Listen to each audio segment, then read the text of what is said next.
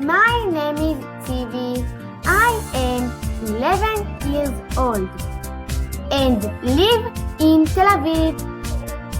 Today, I want to tell you about a chocolate cake that I make a lot in Corona period.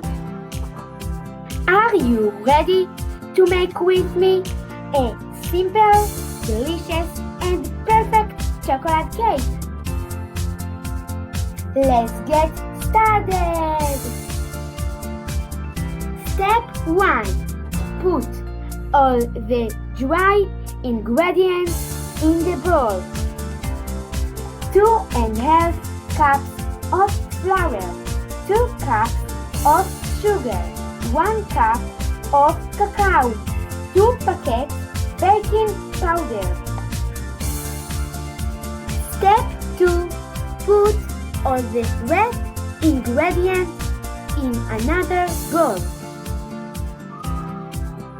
3 eggs, 1 cup of oil, 2 cups of water, 1 spoon vanilla extra. Step 3.